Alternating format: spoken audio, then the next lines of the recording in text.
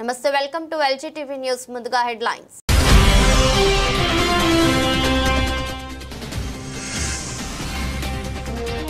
Polavaram project నిర్మాణ పనులను పరిశీలించిన సీఎం చంద్రబాబు నిర్వాసితులతో చంద్రబాబు ముఖాముఖి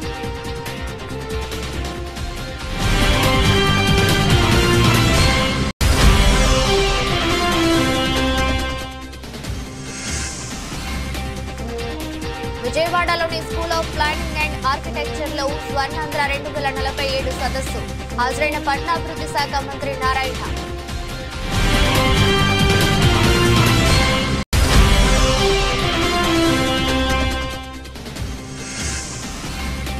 జగ్గయ్యపేటలో సీసీ కెమెరాలు ప్రారంభోత్సవ కార్యక్రమం హాజరైన హోంమంత్రి అనిత.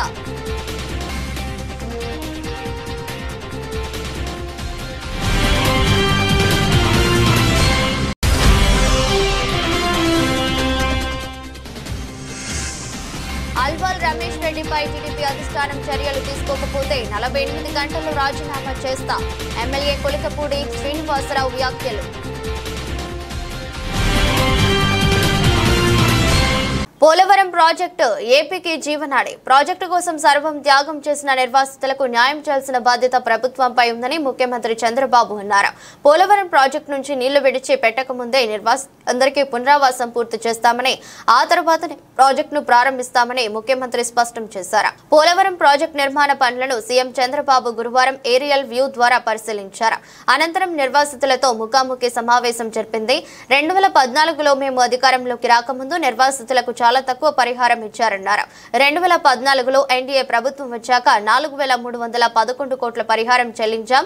కానీ 2019లో వచ్చిన ప్రభుత్వం ఆ 5 ఏళ్లలో ఒక్కసారి కూడా మీ గురించి ఆలోచించడం కానీ పట్టించుకోవటం కానీ చేయలేదన్నారు. కనీసం ఈ సమస్యల పట్ల ఆలోచించిన దాఖలాలు కూడా లేవన్నారు.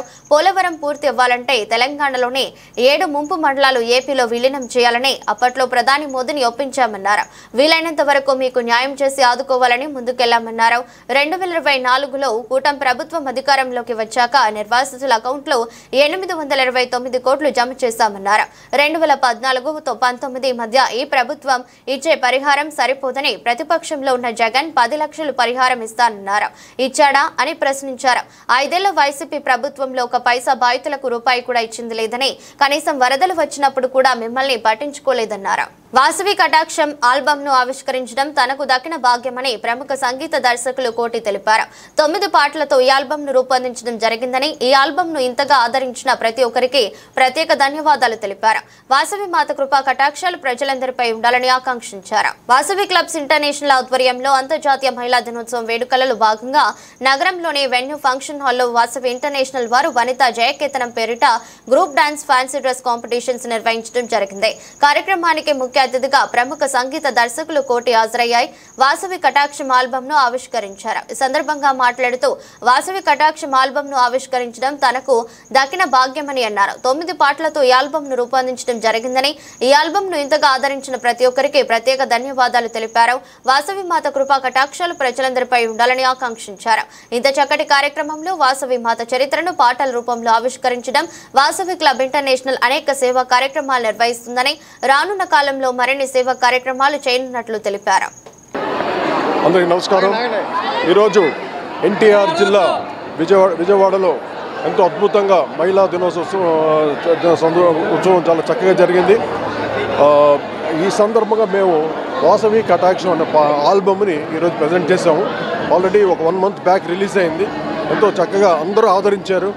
ఈ సందర్భంగా ఈ పాటలందరూ మీరు కూడా ఆదరించి అందరూ మహిళలందరూ చూసి చాలా అందరూ బాగా అప్లాస్ ఇవ్వటం కానీ బాగా భక్తి శ్రద్ధలతో చూశారు.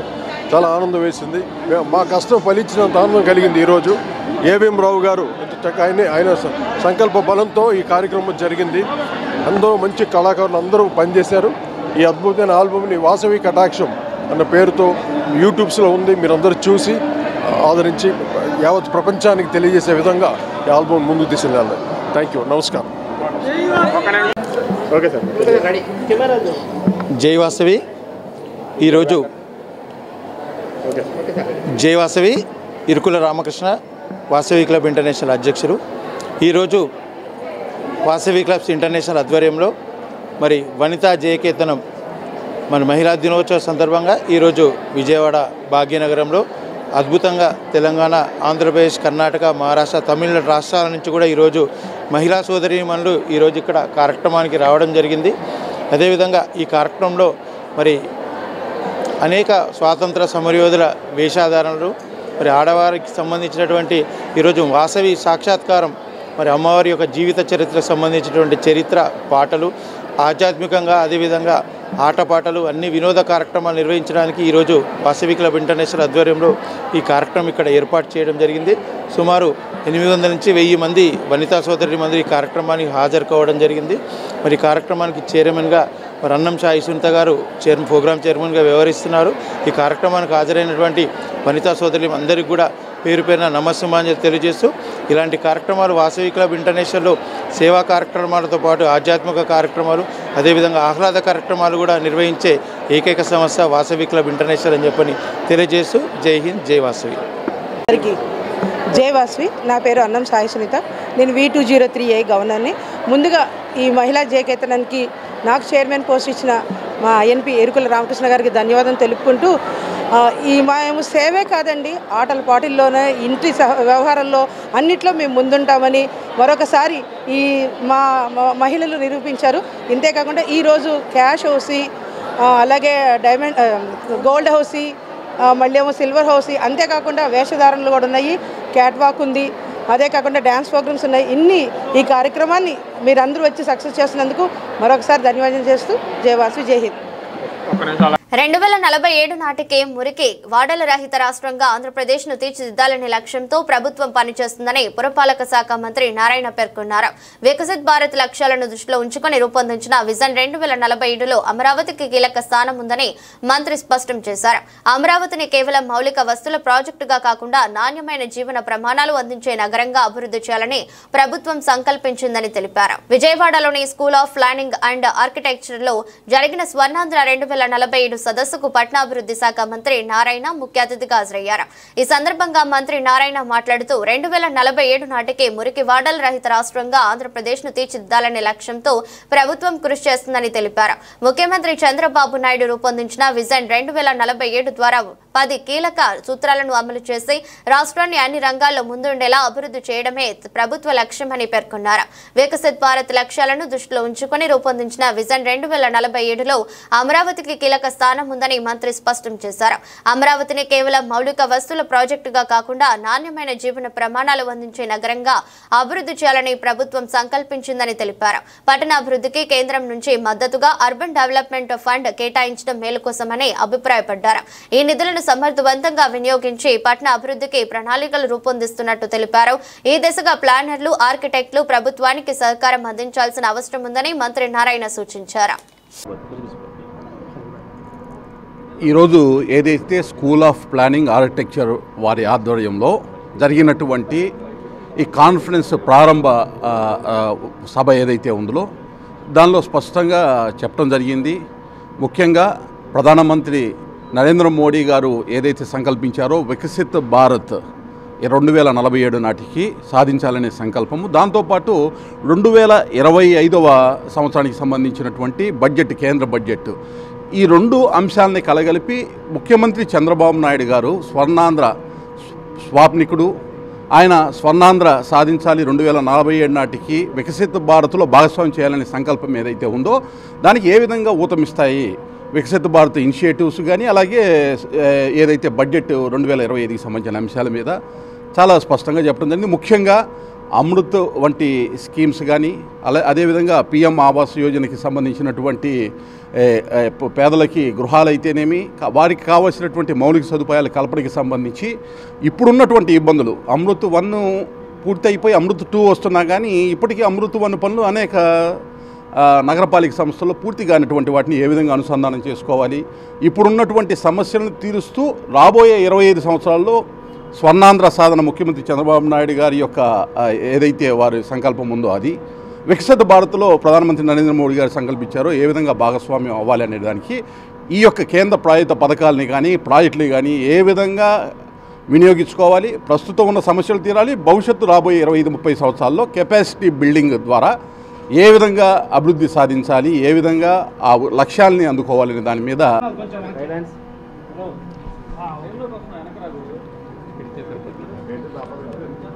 చెప్పంటారా? అందరికీ నమస్కారాలండి. ఓకే, అందరికీ నమస్కారాలండి.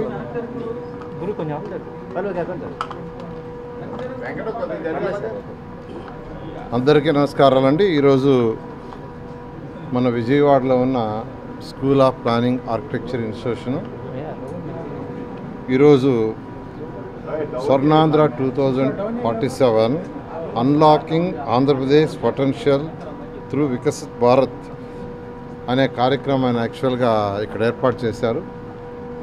దీనికి అనేకమంది ప్రముఖుల్ని, మన దేశంలో ఉండే ప్రముఖుల్ని, పర్టికులర్గా అర్బన్ అథారిటీలో ఉన్న ఎక్స్పర్ట్స్ని వాళ్ళందరినీ పిలిచారు. ఈ కార్యక్రమంలో విద్యార్థులు మరియు school of planning architecture staff వాళ్ళందరూ కూడా యాక్చువల్గా ఈ కార్యక్రమంలో పాల్గొని డిస్కస్ చేస్తున్నారు.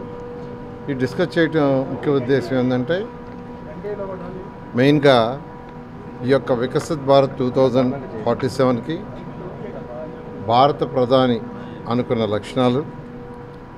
లక్ష్యాలు, అదేవిధంగా మన రాష్ట్ర ముఖ్యమంత్రి అనుకున్న లక్ష్యాలని సాధించడానికి కావలసిన అనేక డిస్కషన్స్, అంటే ఉన్న వనరులను వాడుకొని, మన దగ్గర ఉన్న వనరులు ఏదైతే నీటి వనరులు కావచ్చు, ఖనిజ సంపద కావచ్చు, ఇతర సంపదలు కావచ్చు, ఇవన్నీ యూటిలైజ్ చేసుకుని ఏ విధంగా అనుకున్న టార్గెట్ని మనం రీచ్ కావాలో దాని మీద ఈరోజు ఈ కార్యక్రమాన్ని school of planning and architecture వారు అరేంజ్ చేశారు.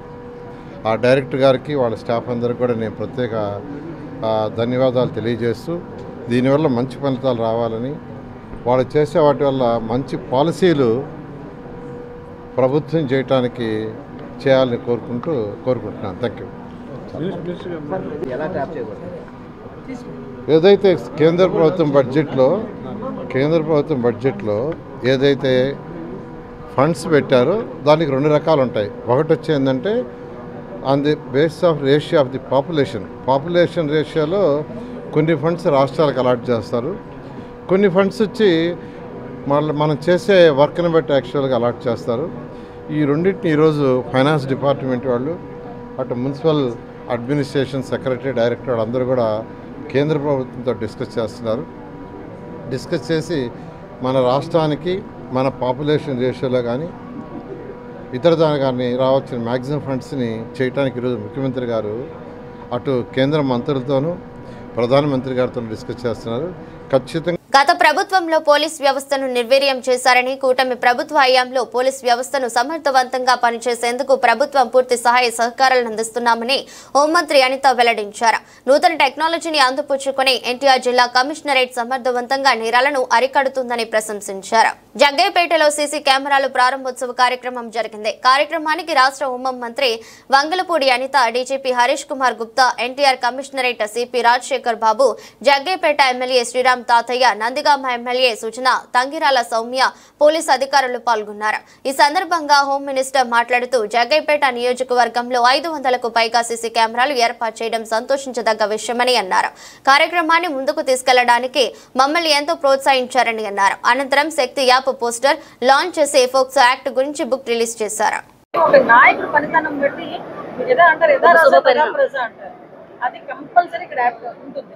ఎందుకంటే చంద్రబాబు నాయుడు గారు ఏదైతే విధానంలో ముందుకెళ్ళాలి అనుకుంటున్నారో దానికి తగ్గట్టుగా ఈరోజు జగ్గయ్యపేట ప్రజలు అందరికన్నా ముందుగా బయటకు వచ్చి మా పార్టిసిపేషన్ ఉంది, మేము పార్టిసిపేట్ చేస్తామని చెప్పి ముందుకు వచ్చారు. ఇదొక స్ఫూర్తి అండి, లిటరల్లీ చెప్తున్నా ఇదొక స్ఫూర్తి. దానికి ప్రత్యేకంగా మా ఎమ్మెల్యే గారిని, మా జగ్గయ్యపేట ఎమ్మెల్యే గారిని, శ్రీరామ్ గారిని ప్రత్యేకంగా అభినందించాలి. ఎందుకంటే ఈరోజు స్టేట్ లెవెల్ ఒక మోడల్ కాన్షియన్సీ కింద తీసుకొచ్చారు. ఈ విషయంలో ప్రత్యేకంగా మీ అందరి తరఫున కూడా నేను ధన్యవాదాలు తెలియజేస్తాను. నెక్స్ట్ మీ నియోజకవర్గంలో ఎప్పుడు స్టార్ట్ అవబోతుంది? ఇమీడియట్ గా స్టార్ట్ చేయాలండి. ఆల్రెడీ 100 కెమెరాస్ పెట్టాను. ఇంకొక నాకు తెలిసి నా నియోజకవర్గంలో కొంచెం ఎక్కువ అవసరం అవుతుంది, ఒక 600-700 వరకు అవసరం అవుతుంది. బెటర్ నేనైతే చేస్తాను. Thank you. నేనే కాదు అందరూ చేసుకోవాలి వాళ్ళ నియోజకవర్గం. Thank you. నెక్స్ట్ డే 11 గంటలకి నెక్స్ట్ డే 11 గంటలకి బీహార్లో మనము మొత్తం టోటల్ 270 సీసీ ఐఫోన్స్ ఉన్నాయో అన్ని కూడా యాక్టివిటీస్గా రికార్డ్ చేయడం జరిగింది. అంటే 24 hours కూడా కాకపోతే మనం రికార్డ్ చేయడం జరిగింది. ఎలాగంటే ఒక సీసీ కెమెరా మధ్యలో మీరు చూసుకుంటారు, ఒక యూపీ నెంబర్ కార్ మనకు కనిపిస్తూ ఉంది. సో దాని మీకు నెంబర్ వచ్చింది. నెంబర్ వచ్చిన తర్వాత దాని డీటెయిల్స్ మనకు చాలా ప్లేస్కి చాలా డేటాబేసెస్ యాక్సెస్ ఉంది. సో డేటాబేసెస్ యాక్సెస్ తీసుకొని ఈ వ్యక్తి ఎవరో కనుక్కోవడం జరిగింది. ఈ వ్యక్తి ఆల్టర్నేట్ మొబైల్ నెంబర్ కనుక్కోవడం జరిగింది. తర్వాత ఇవన్నీ ట్రాక్ చేయడం మొదలుపెట్టారు. టోల్ గేట్స్లో పోలీస్ శాఖ ఎందుకు చెబుతారంటే చాలా మంది ప్రజలు దొంగలు చేసి తప్పించుకోవచ్చు అనుకుంటారు. టెక్నాలజీ గట్టిగా ఉపయోగిస్తే రాష్ట్ర హోమ్ మినిస్టర్ శ్రీమతి అనిత గారు, రాష్ట్ర డీజీపీ హరీష్ కుమార్ గుప్తా గారు, కమిషనర్ పోలీస్ రాజశేఖర్ బాబు గారు, అదేవిధంగా ఇక్కడ చేసినటువంటి మా సోదరి నదిగామ శాసనసభ్యులు సోమ్య గారికి, మున్సిపల్ చైర్మన్ రాఘవేంద్ర గారికి, పోలీస్ అధికారులకు, మా డీసీపీ తిలక్ గారికి, మా సర్కిల్ ఇన్స్పెక్టర్ వెంకటేశ్వరరావు గారికి, Jaggayyapeta circle inspector sub inspectors కు, పోలీసుకు, చేసిన అధికారులతో కూడా ప్రత్యేకంగా సహకరించిన మున్సిపాలిటీ గ్రామ పంచాయతీ సహకరించిన ప్రతి ఒక్కరికి కూడా పేరు పేరు ధన్యవాదాలు తెలియజేస్తూ, మీ అందరికీ కూడా తెలుసు ఈరోజు లాంచ్ చేస్తున్న సురక్ష ఈవెంట్ కి ముఖ్య చేసిన మనందరి ప్రియతమ నాయకురాలు, డైనమిక్ అండ్ యంగ్ లేడీ, మరి రాష్ట్రాల్లో ఈరోజు సమర్థవంతంగా తనకిచ్చిన మరి జాబ్ ఏ విధంగా నిర్వహిస్తున్నారో మనం అందరూ తెలుసు. మన చీఫ్ గెస్ట్ అయిన హోమ్ మినిస్టర్ కొండపూడి అనిత గారికి, వేదిక మీద ఉన్న డీజీపీ గారికి, సిపి గారికి, అదేవిధంగా ఎంతో ఆప్యాయంగా పిలుచుకునే, అందంగా పిలుచుకునే మరి జగ్గయ్యపేట నియోజకవర్గ శాసనసభ్యులు ఎమ్మెల్యే శ్రీరామ్ తాగయ్య గారికి, వేదిక మరి పోలీస్ సిబ్బంది అందరికీ సభ చేసిన ప్రతి ఒక్కరికి హృదయపూర్వక నమస్కారాలు. నిజంగా చాలా సంతోషంగా ఉందండి. రాష్ట్రంలోనే ఫస్ట్ నియోజకవర్గం మన జగ్గయ్యపేట నియోజకవర్గం ఉండడం, ఈ రోజు ఇంత మంచి కార్యక్రమం జరుగుతున్నందుకు చాలా సంతోషంగా ఉంది. ఏపీఎస్ఆర్టీసీ రిటైర్డ్ ఎంప్లాయీస్ ఎదుర్కొంటున్న సమస్యలను వెంటనే పరిష్కరించాలని ఏపీఎస్ఆర్టీసీ రిటైర్డ్ ఎంప్లాయీస్ అసోసియేషన్ నాయకులు గంగాధర్ డిమాండ్ చేశారు. ఏపీఎస్ఆర్టీసీ ఎంప్లాయీస్ తమ సమస్యల పరిష్కారం కోసం విజయవాడలో ఆందోళన నిర్వహించారు. ఈ నిరసనలో పాల్గొన్న ఏపీఎస్ఆర్టీసీ రిటైర్డ్ ఎంప్లాయీస్ అసోసియేషన్ నాయకులు గంగాధర్ మాట్లాడుతూ ఎన్నో సంవత్సరాలుగా తమ సమస్యల పరిష్కారంకై పోరాటం చేస్తున్నామన్నారు. సమస్యలను పరిష్కరించడంలో ఆర్టీసీ యాజమాన్యం జాప్యం కారణంగానే ప్రదర్శన చేపట్టామన్నారు. ఇప్పటికైనా ఆర్టీసీ యాజమాన్యం ప్రభుత్వం స్పందించి సమస్యలను పరిష్కరించాలని డిమాండ్ చేశారు. 2020 తర్వాత అనేక మంది ఉద్యోగులు వివిధ కారణాల వలన ఉద్యోగ విరమణ చేశారని, వారందరికీ సెటిల్మెంట్ ఆలస్యం అవుతుందన్నారు. నెలవారీ పెన్షన్ సొమ్ము కూడా సకాలంలో వారికి అందటం లేదని, ఈ సమస్య పరిష్కరించాలన్నారు. తమ సమస్యలను పరిష్కరించకపోతే ఆందోళన మరింత ఉధృతం చేస్తామన్నారు. ఏపీఎస్ఆర్టీసీ రిటైర్డ్ ఎంప్లాయీస్ అసోసియేషన్ రాష్ట్ర జనరల్ సెక్రటరీ, నా పేరు గంగాధరరావు. ఈ రోజున రాష్ట్ర వ్యాప్తంగా ఆర్టీసీ రిటైర్డ్ ఎంప్లాయీస్ సమస్యల పరిష్కారం కోరుతూ ఎండీ ఆఫీస్ దగ్గర ప్రదర్శన, ధర్నా జరుగుతూ ఉంది. ప్రధానమైన డిమాండ్లు ఏంటంటే 1/1/20 నుంచి 24 వరకు రిటైర్డ్ అయినటువంటి వాళ్ళకి లీవ్ ఎన్కాష్మెంట్ ఇంతవరకు ఇలా. అదేమని అడిగితే ప్రభుత్వం ఫండ్స్ పంపట్లేదు, మేమేం చేయాలి అంటున్నారు. అట్లాగే 1996 నుంచి 2014 వరకు హైర్ పెన్షన్ కోసమయ్యి మా జీతాల్లో కట్ చేశారు. హైర్ పెన్షన్ ఇవ్వలేదు, ఆ డబ్బులు ఇవ్వలేదు. అందువల్ల హైర్ పెన్షన్ అన్నా ఇవ్వండి, డబ్బులు అన్నా ఇవ్వండి అని అంటే డబ్బులు ఇస్తామన్నారు అని ఇప్పటికీ 11 సంవత్సరాలు ₹1 కూడా ఇవ్వలేదు. ఆ డబ్బులు ఇవ్వాలని కోరుతా ఉన్నాం. అదే సందర్భంలో ఆర్టీసీలో సూపర్ లగ్జరీలో భార్యాభర్తలకి ఫ్రీ ట్రావెలింగ్ అవకాశం ఇవ్వాలని కోరుతా ఉన్నాం. అదే సందర్భంలో ఆర్టీసీ రిటైర్డ్ ఎంప్లాయీ చనిపోతే ఆయన భార్య చనిపోయినా సరే మరణిస్తే మట్టి ఖర్చులు 25,000 ఇవ్వాలని కోరుతా ఉన్నాం. ఈ అంశాలన్నిటితో పాటుగా ఈహెచ్ఎస్ అనే ఒక స్కీమ్ పెట్టారు, హాస్పిటల్ స్కీము. ఆ స్కీము ద్వారాగా ఎక్కడ ఎంత కట్టాలనేది చెప్పలేదు కనుక కట్టాల్సింది ఎంత అది మనం ఆర్టీసీ డిపోలలోనే యూనిట్లలోనే కడతామని మేము చెప్తా ఉన్నాం. అలాగే గవర్నమెంట్ ఇస్తున్నటువంటి 4,000 రూపాయలు ఏదైతే పెన్షన్ ఉందో వృద్ధాప్య పెన్షన్ అది కూడా మాకు వర్తించేట్టుగా చూడాలని ప్రధానమైన డిమాండ్లుగా మేము కోరుతూ ఉన్నాం. ఆపరేషన్ గరుడ పేరుతో ఔషధ నియంత్రణ మండలి చేసిన దాడులు మెడికల్ మాఫియా ఆగడాలను బయటపెట్టాయని సిపిఐ ఎన్టీఆర్ జిల్లా కార్యదర్శి దోనేపూడి శంకర్ అన్నారు. దాసరి భవన్ పార్టీ కార్యాలయంలో నిర్వహించిన విలేకరుల సమావేశంలో ఆయన మాట్లాడుతూ ఉత్తరాఖండ్ నుంచి విజయవాడ వరకు మెడికల్ మాఫియా ఆగడాలు విస్తరించాయన్నారు. కరోనా సమయంలో నిషేధిత మందులను ఏ విధంగా అమ్మారో ఔషధ నియంత్రణ మండలి దాడులు తెలియజేశాయన్నారు. నార్కటిక్ మందులను మెడికల్ మాఫియా విక్రయిస్తూ యువతను చెడుబాట పట్టేలా చేశాయన్నారు. విజయవాడలో జరిగిన దాడుల నేపథ్యంలో రాజకీయ పార్టీకి చెందిన కొండపల్లి బుజ్జి అనే వ్యక్తి ఆగడాలు బయటపడ్డాయని తక్షణమే అతనిని అరెస్ట్ చేయాలని డిమాండ్ చేశారు. రాష్ట్ర ప్రభుత్వం ఔషధ నియంత్రణ మండలి చేసిన దాడుల్లో బయటపడిన విషయాలపై సమగ్ర విచారణ జరిపి కొండపల్లి బుజ్జితో పాటుగా ఆయన వెనుక ఉన్నటువంటి ఎంతటి వారినైనా అరెస్టు చేయాలని డిమాండ్ చేస్తున్నామన్నారు. ఈ విషయమై రాష్ట్ర ప్రభుత్వానికి లేఖ రాస్తున్నట్లు దోనేపూడి శంకర్ తెలిపారు. ఆపరేషన్ బుడమేరుని తక్షణమే రాష్ట్ర ప్రభుత్వం అమలు చేయాలి. బుడమేరు ప్రక్షాళన చర్యలు వేగరంగంగా చేపట్టాలి. సిపిఐగా రాష్ట్ర ముఖ్యమంత్రి గౌరవనీయులు నారా చంద్రబాబు నాయుడును కోరుతూ బహిరంగ లేఖ విడుదల చేస్తున్నాం. ఇటీవల శాసనసభ సమావేశాల్లో ఇరిగేషన్ శాఖ మంత్రి నిమ్మల రామానాయుడు గారు ప్రసంగిస్తూ కేంద్ర ప్రభుత్వ సహకారంతో ముందుకు వెళ్తున్నాము, బుడమేరు డెప్త్ని లోతుగా వెళ్తున్నామని చెప్పేసి చెప్పారు. అంటే దీని అర్థం ఏంటి, పూడికతో సరిపెడతారా అని చెప్పేసి నేను అడుగుతున్నాను. 4-5 దశల వారీగా మేము ఈ బుడమేరు ప్రక్షాళన చర్యలు చేపడతామని చెప్పడం అంటే పక్కదారి పట్టించేటువంటి చర్యలుగా దీన్ని సిపిఐగా భావిస్తున్నాం. ఇవాళ ఆక్రమణల చెరలో బుడమేరు, కబంధ హస్తాలు, కోరల చేతుల్లో ఇవాళ బుడమేరు ఉన్నటువంటి పరివాహక ప్రాంతం ఉన్నది.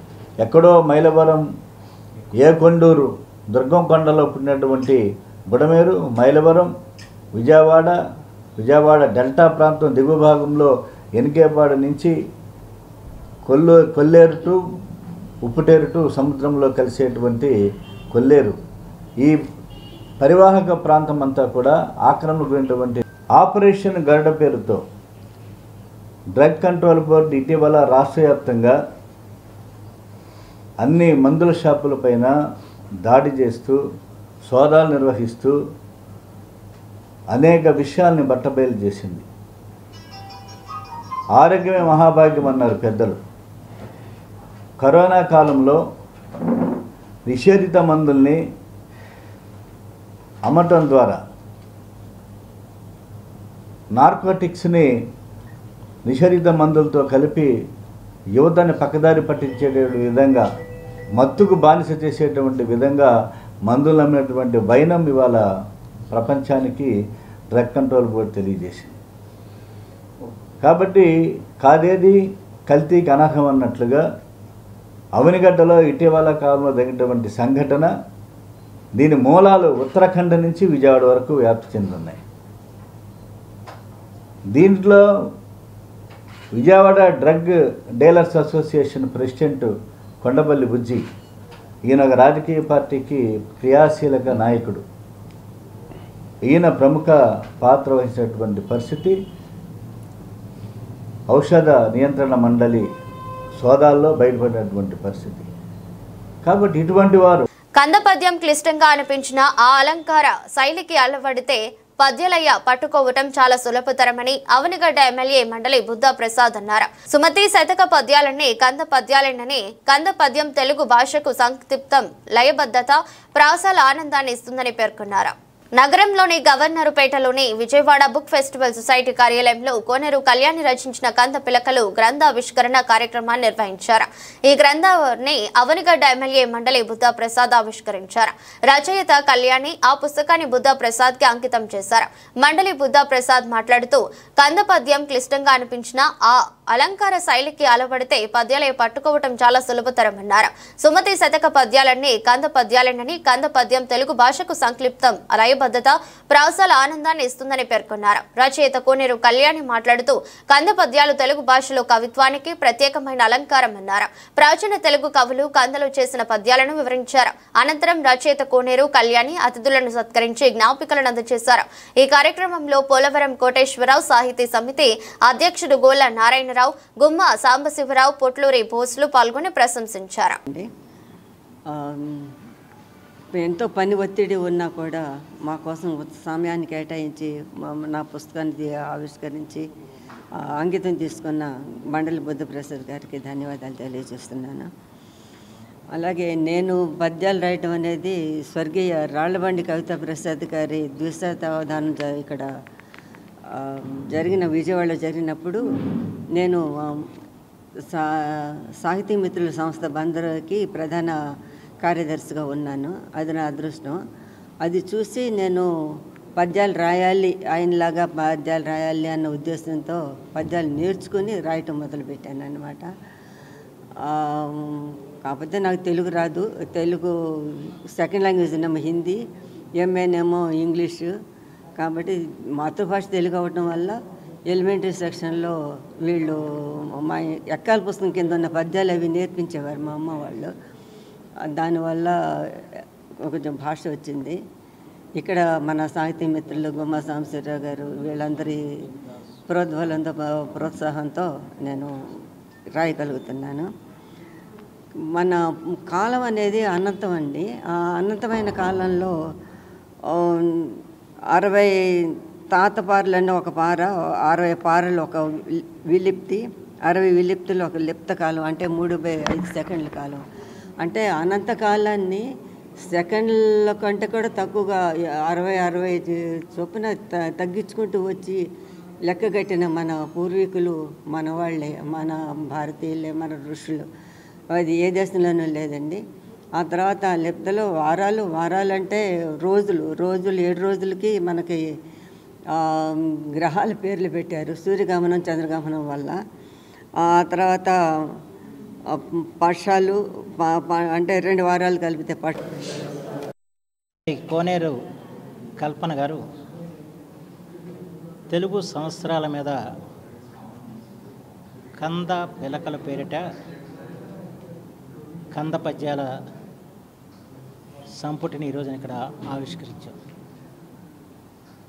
మన తెలుగు సంవత్సరాల 60 మన చిన్నప్పుడు ప్రభావ విభావం అని చెప్పిన బట్టి పట్టించిన రోజులు నాకు గుర్తున్నాయి.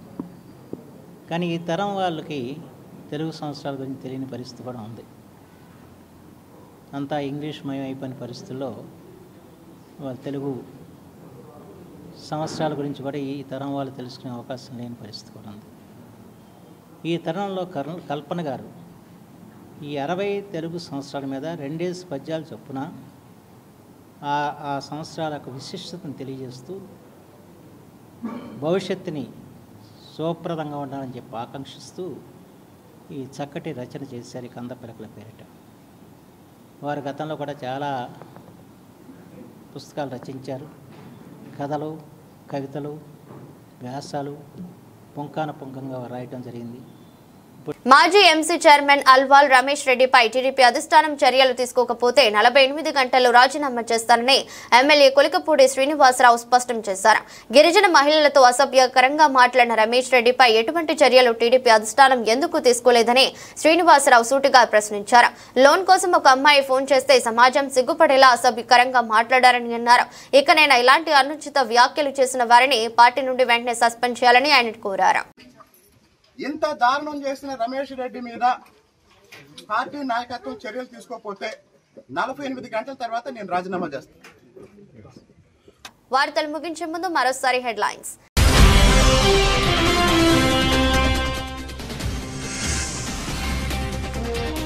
పోలవరం ప్రాజెక్టు నిర్మాణ పనులను పరిశీలించిన సీఎం చంద్రబాబు. నిర్వాసితులతో చంద్రబాబు ముఖాముఖి.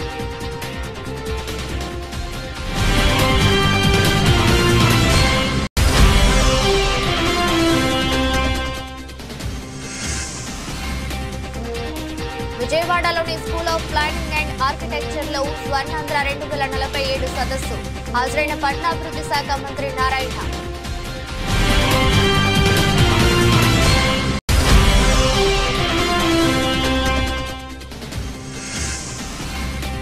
జగ్గయ్యపేటలో సీసీ కెమెరాలు ప్రారంభోత్సవ కార్యక్రమం హాజరైన హోంమంత్రి అనిత.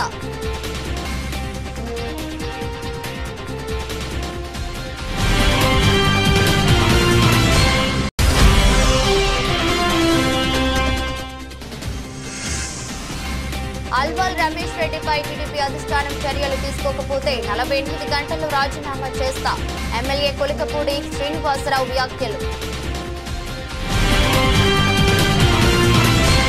ఇది రోజు బులెటిన్. మరో బులెటిన్లో మళ్ళీ కలుద్దాం. అంతవరకు సెలవు. నమస్కారం.